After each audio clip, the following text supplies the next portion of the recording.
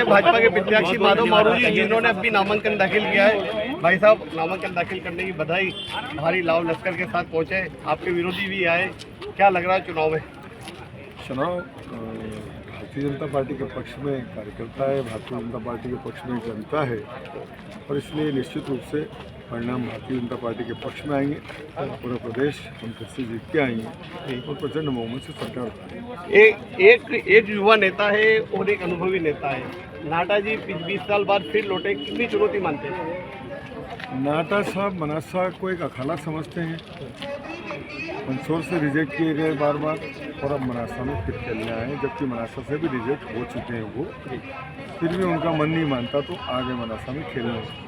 लेकिन वो तब कहा गए थे जब मनासा पे संकटों के बादल आए थे, जब मनासा में बाढ़ आई थी, उस समय तो कांग्रेस की सरकार थी। माननीय नाटा साहब, उनका रामपुरा, वो कहते हैं कि रामपुरा मेरा है, उस डूबे हुए रामपुरा को देखने तक नहीं आए, हालचाल पूछने तक नहीं आए। कौन जाए ऐसी बाढ़ में? कोरोना के समय में जब मनासा में लगातार मौतें हो रही थी, ऐसे विकट समय में उन्हें मनासा आने की कोई ज़रूरत नहीं करी, मनासा के लोगों के हालचाल पूछने की ज़रूरत नहीं करी।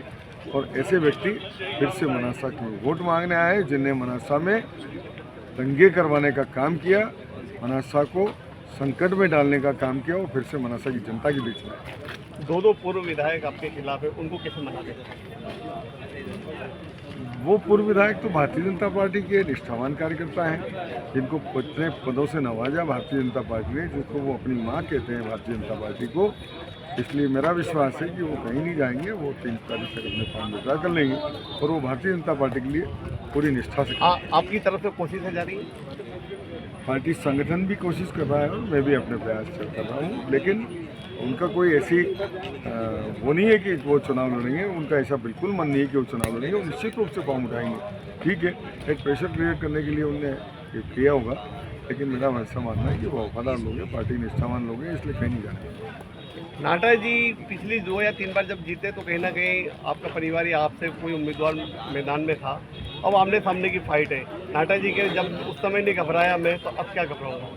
नाटा जी कोई मनासा के ठेकेदार हैं, मनासा का पट्टा लिखा के लाए हैं। मनासा में उनकी हालत ये है कि 4 आदमी उनके साथ नहीं बचे, युवा वर्ग उनके साथ कहीं दिखता नहीं। जहाँ जिसके साथ युवा ही नहीं खड़ा हुआ है, आप समझ लें कि उसके व्यक्ति की स्थिति क्या होगी। वो चुनाव लड़ रहे हैं वहाँ से। 4000 करोड़ के विकास कार्य मनासा में किए, क्या वो 4000 करोड़ को देखकर जनता वोट करेगी, या मोदी का चेहरा या मोदी की योजनाएं सामने रहेगी?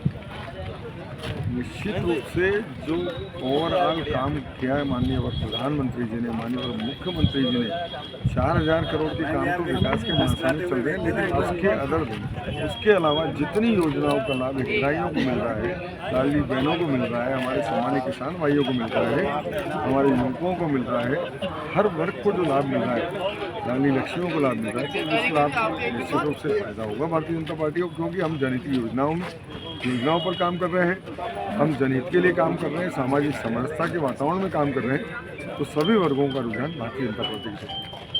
पिछली बार 26,000 वोटों के करीब जीते थे, इस बार क्या उम्मीद लग रही है? इस बार का उत्साह दुगना है हमारे कार्यकर्ताओं में, मैं मान के चलता हूँ दुगने वोटर जीत रहे हैं। धन्यवाद। तो आप थे माधव मारू, जिन्होंने अभी फॉर्म भरकर बाहर निकले हैं, और उनका कहना है कि दोनों पूर्व विधायक ने फॉर्म जरूर डाला है, लेकिन वे उठा लेंगे, क्योंकि वो भारतीय जनता पार्टी के कार्यकर्ता है और भाजपा को जिताने के लिए काम करेंगे और कभी संगठन के खिलाफ नहीं जाएंगे। ये मैं थोड़े के लिए मनीष नायक के साथ राकेश।